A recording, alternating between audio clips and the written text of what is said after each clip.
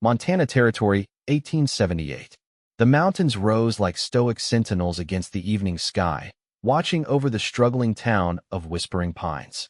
Wooden buildings lined the main street, their weathered facades telling stories of a settlement determined to survive the wild frontier. In this unforgiving landscape, Samuel Quinn believed one thing with certainty. Love was a luxury men like him couldn't afford. At 26, Samuel had seen enough of the frontier to know that attachment only bred heartache. The harsh wilderness had a way of claiming those you loved, whether through illness, Indian raids, or the countless other dangers lurking beyond the tree line.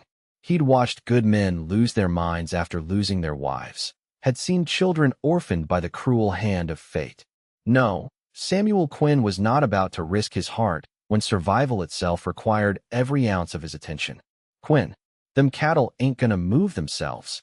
Foreman Bradley's voice cut through the crisp morning air, jolting Samuel from his thoughts. Coming, he called back, adjusting his hat and mounting his dapple gray stallion. As he rode toward the herd, Samuel took a moment to appreciate the sprawling double-bar ranch that had been his home for the past 3 years. The work was hard, but honest, just like he preferred his life to be. Simple, straightforward, with no complications. What Samuel wanted was clear enough: to save every penny until he could purchase a small plot of land, raise his own cattle, and live out his days answering to no man but himself. Independence was the only dream worth having in a land where dependency could get you killed. Yet in the quiet moments, when the campfire crackled and his fellow cowboys shared stories of sweethearts back home, Samuel felt a hollow ache he couldn't quite name. He told himself it was merely fatigue from long days in the saddle, but deep down, he recognized the loneliness that threatened to consume him when darkness fell. 3 miles away, in the one-room schoolhouse at the edge of Whispering Pines, Julia Reynolds tucked a strand of golden blonde hair behind her ear as she wrote the day's arithmetic lesson on the blackboard. At 22, she presented a picture of prim propriety in her high-collared navy blue dress, her hair pulled into a neat bun at the nape of her neck. "Miss Reynolds," a small voice pulled her from her concentration. "Will you be attending the Founders' Day dance this Saturday?" Julia turned to find little Emma Foster looking up at her with hopeful eyes. She offered a gentle smile. "I haven't decided yet, Emma. A schoolmarm must maintain a certain reputation, you know." The truth was more complicated. Julia had come west 7 months earlier to escape the suffocating expectations of Boston society, where her father had already selected a suitable husband, a man 30 years her senior with cold eyes and calculated ambitions.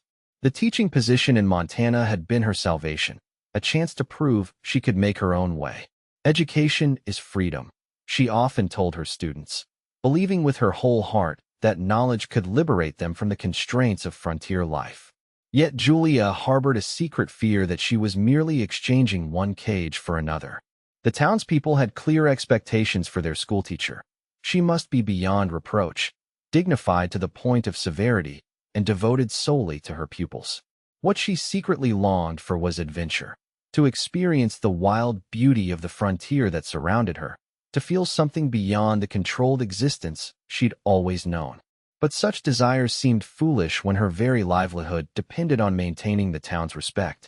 The afternoon sun cast long shadows across the settlement when a rider came galloping down the main street, dust billowing behind him. "Stage got held up 10 miles east," he shouted. "Driver's hurt bad. Need the doctor." The news spread through Whispering Pines like wildfire, and within minutes, the town was in motion. Dr. Williams grabbed his medical bag, while Sheriff Taylor gathered a posse. Samuel, who had ridden into town for supplies, found himself volunteering without hesitation. "Miss Reynolds," Sheriff Taylor called out as Julia emerged from the schoolhouse. "We need bandages, quick as you can gather them." Julia's hands trembled slightly as she hurried back inside.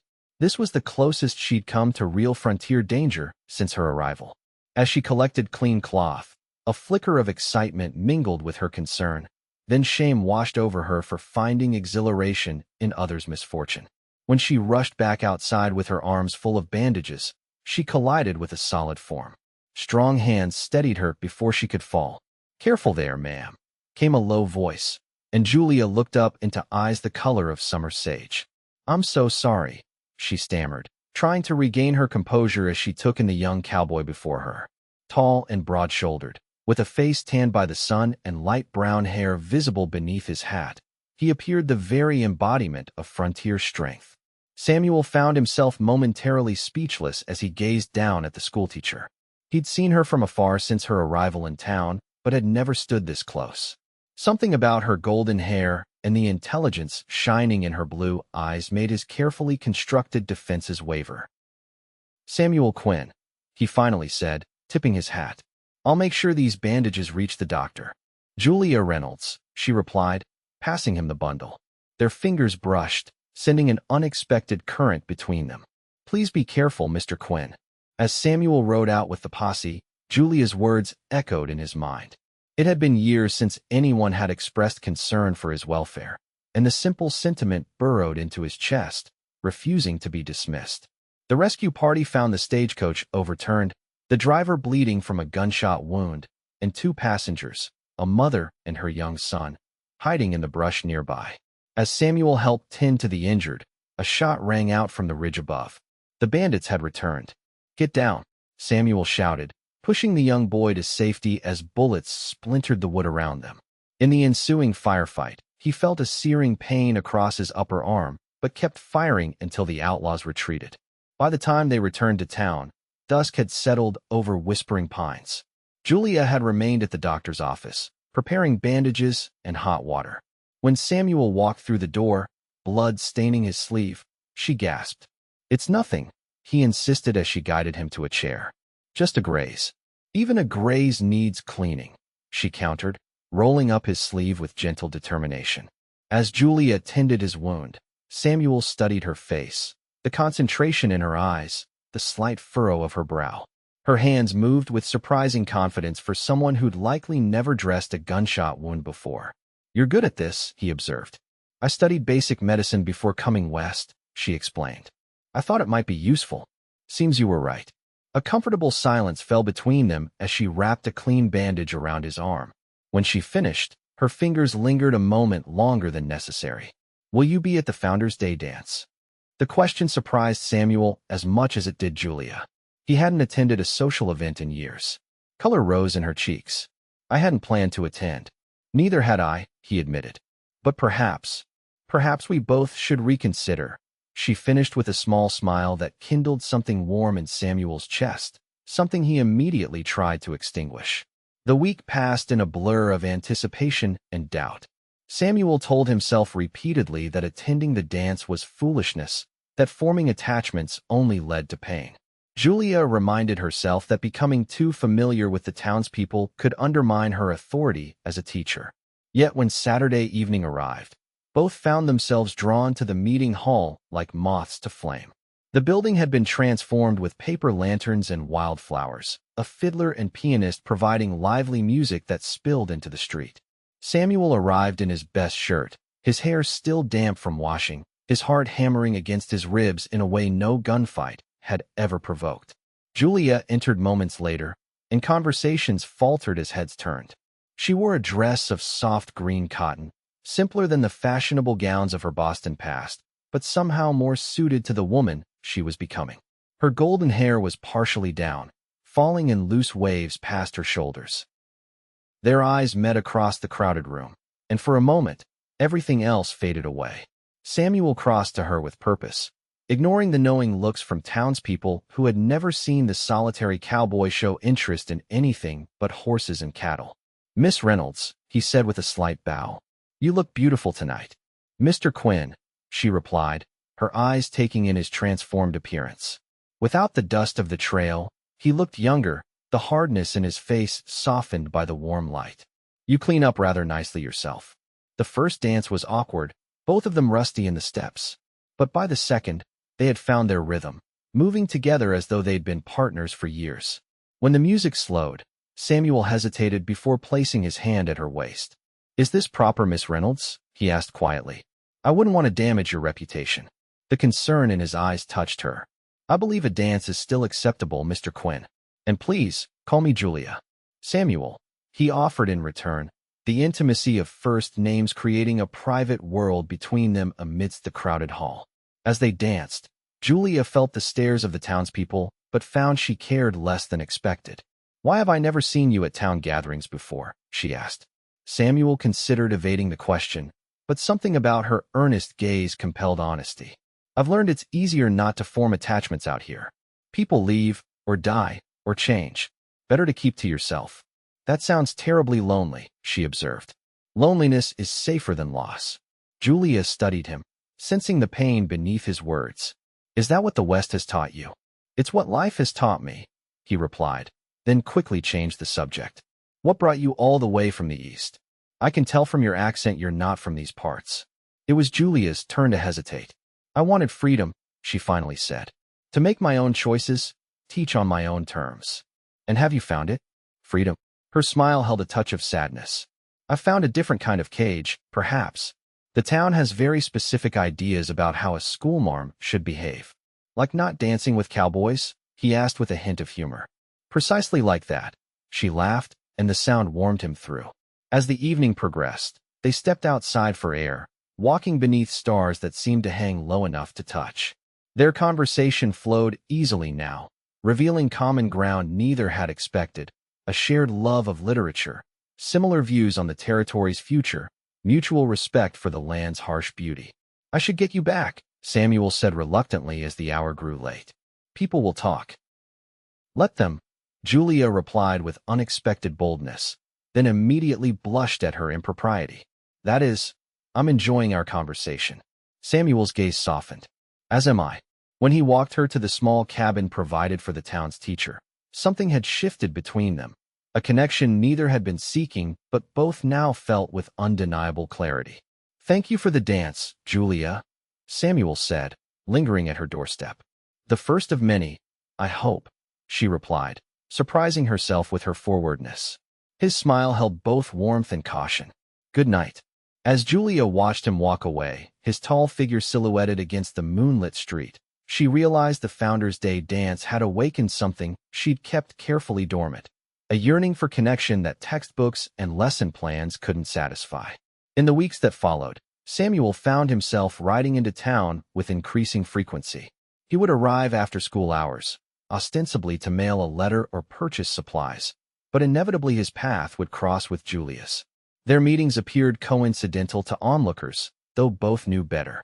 They established a routine, walking together along the creek that bordered town, sharing books from Julia's modest library, discussing everything from politics to poetry. Samuel began helping with repairs around the schoolhouse, while Julia prepared picnic lunches they would share in the shade of a sprawling oak tree.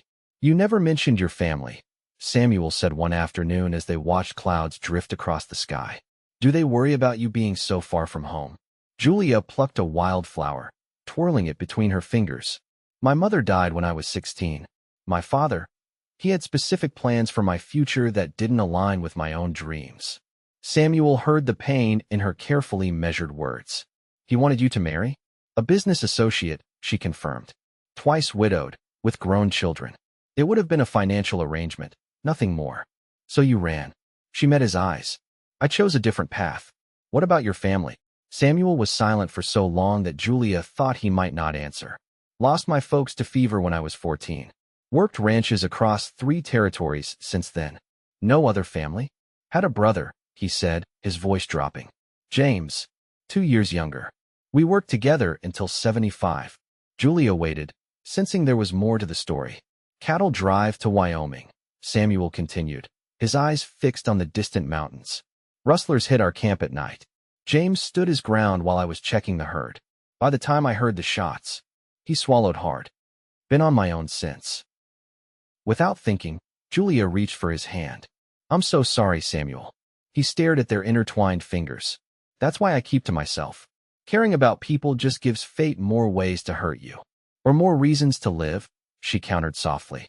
Their eyes met, and for a moment, Samuel allowed himself to imagine a life different from the solitary existence he'd accepted as inevitable.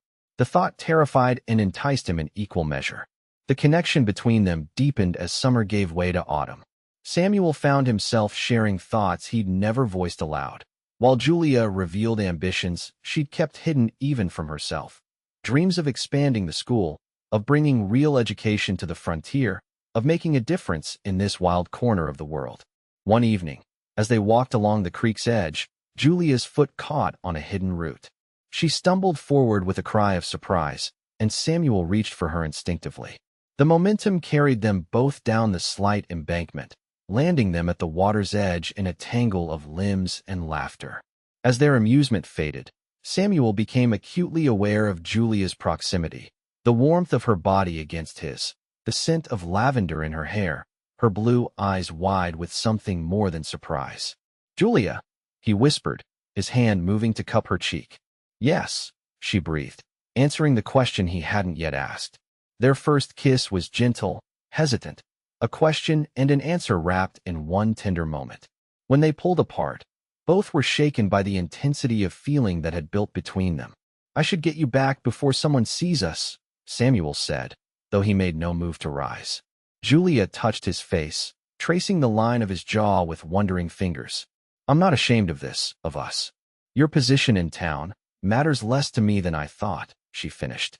"You've changed something in me, Samuel Quinn." He helped her to her feet, keeping her hand in his.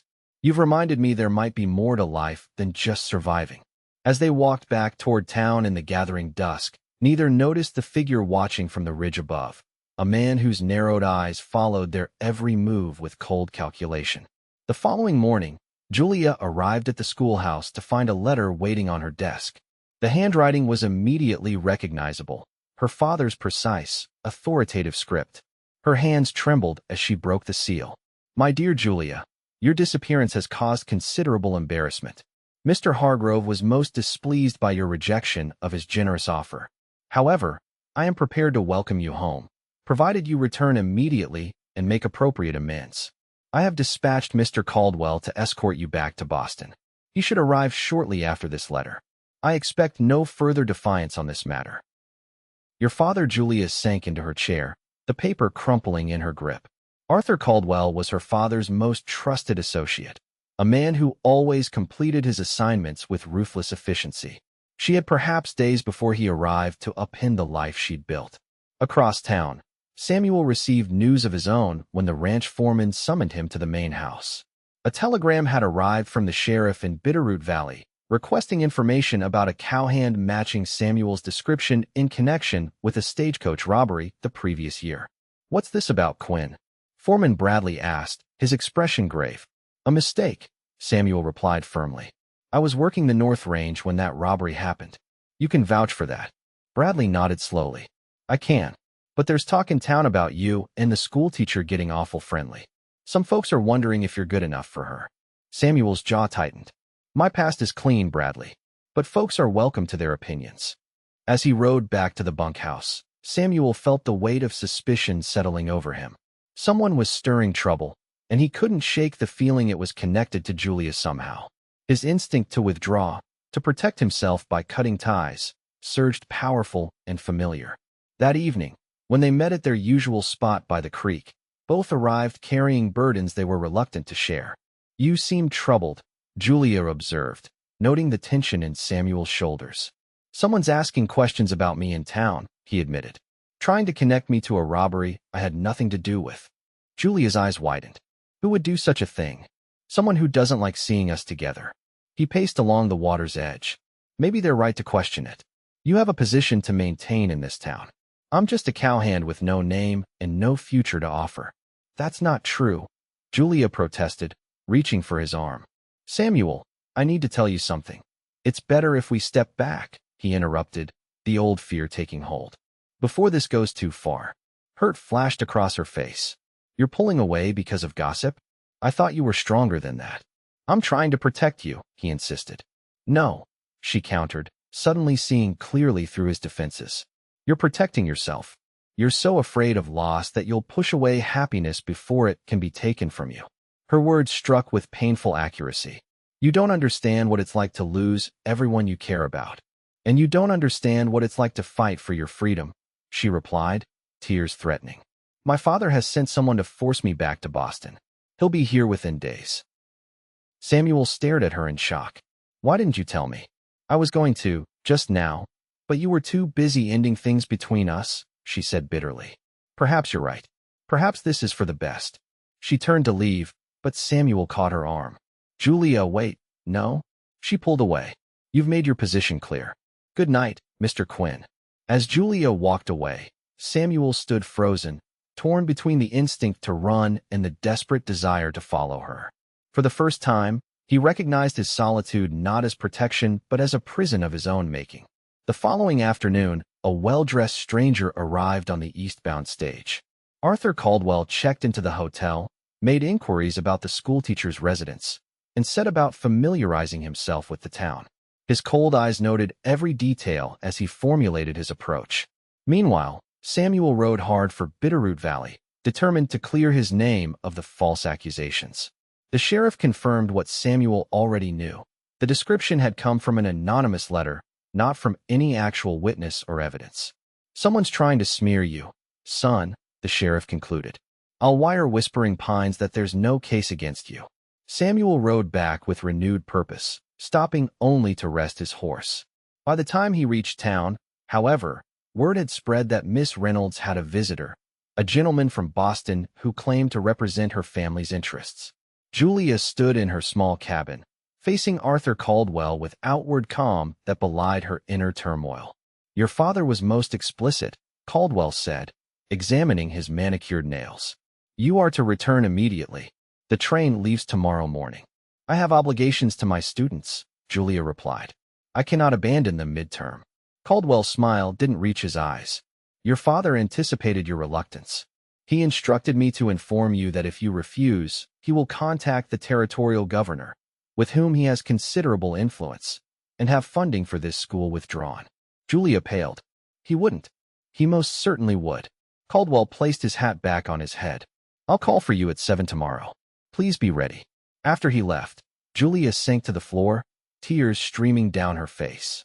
Everything she had built here, all the freedom she had claimed for herself, was about to be stripped away. And Samuel, the man who had awakened her heart only to retreat when challenged, was nowhere to be found when she needed him most. As night fell, a knock at her door roused Julia from her despair. She opened it cautiously to find Samuel standing on her porch, his expression one of determined resolve. You were right, he said without preamble. I've been hiding from life instead of living it. I went to clear my name, but all the way there and back, I could only think of you. Julia remained in the doorway, unwilling to let hope take root again. It doesn't matter now. I'm leaving tomorrow. My father has seen to that. Samuel stepped closer. Tell me what happened. She explained Caldwell's ultimatum, her voice breaking when she described her father's threat against the school. I can't let the children suffer because of me. So you'll sacrifice yourself instead? Samuel's voice rose with emotion. Go back to a life you fled. Marry a man you don't love? What choice do I have? She asked desperately. Samuel took her hands in his. We could leave tonight. Head west to Oregon or California. Start fresh where your father can't reach you. And my students? The school. The town will find another teacher, he insisted. But you'll lose yourself if you go back. Julia pulled her hands away. Running isn't the answer. I came here to build something, not to keep running. Then we stand and fight, Samuel said, surprising her. Together. How? I don't know yet, he admitted. But I know I'm not letting you go without trying. I've spent years believing the only way to survive is to avoid attachment. But these past months with you have shown me how empty that existence is. He stepped forward, cupping her face in his hands. I love you, Julia Reynolds. I was a coward to push you away, and I'll spend a lifetime making it up to you if you'll give me the chance. Julia's heart soared at his words, even as fear clutched at her throat. My father is powerful, Samuel. He won't give up easily. Neither will I, he promised, sealing his vow with a kiss that spoke of courage found and loneliness banished. Throughout the night, they formulated a plan. When morning came, Arthur Caldwell arrived at Julia's cabin as arranged, only to find her gone. A note directed him to the schoolhouse, where he found not only Julia, but the entire town assembled. What is the meaning of this? He demanded. Julia stood at the front of the room, Samuel beside her. Mr. Caldwell, I'd like to introduce you to my community, the people who have supported me and the school these past months. Caldwell's eyes narrowed. This changes nothing. Your father's demands stand. Actually, Sheriff Taylor stepped forward, we have some demands of our own. One by one, the townspeople spoke. Parents whose children were learning to read for the first time.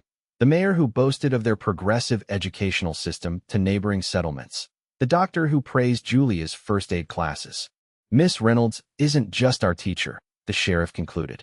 She's become the heart of this community, and we protect our own. Samuel moved to stand directly before Caldwell. You can tell Mr. Reynolds that his daughter has built a life here, a life that matters. If he attempts to force her return or threatens the school, he'll have the entire town of Whispering Pines to answer to. And he'll have legal troubles as well, added Judge Wilson, who had ridden in from the county seat that morning. I've drawn up papers establishing the school as an independent entity under territorial law. Your employer has no jurisdiction here. Caldwell's composure slipped as he realized he was outnumbered. This is absurd. Julia, your father will be furious. Julia stepped forward, her voice steady. Tell my father I am well and happy. Tell him I have found purpose and love in equal measure.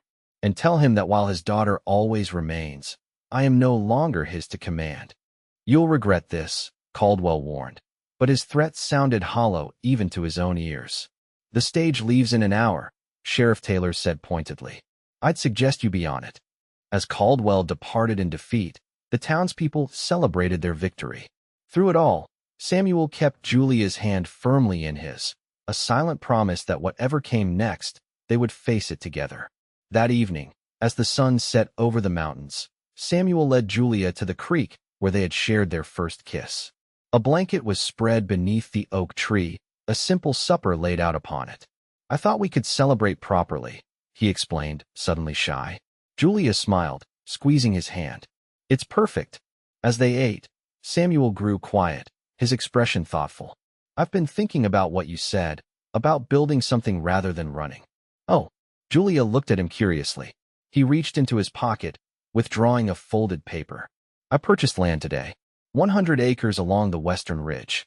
Good grazing, plenty of water, timber for building. Julia's breath caught. Samuel, that's wonderful. I've been saving for years, he explained. Never had a reason to put down roots until now. He took her hands in his. I know this is sudden. We've only known each other a few months. But when you know something's right, he drew a deep breath. Julia Reynolds, I'm asking if you might consider building a life there, with me. Tears filled Julia's eyes as she understood what he was offering. Are you proposing Samuel Quinn?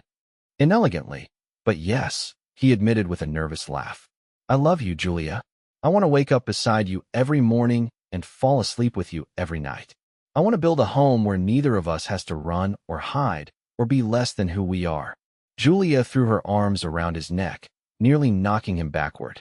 Yes, she whispered against his lips. Yes, I will marry you. Their kiss was a promise, of passion and partnership, of dreams shared and burdens halved. When they finally broke apart, Samuel pressed his forehead to hers. I thought loving someone was the greatest risk a man could take out here. I never realized it's the only thing that makes surviving worthwhile.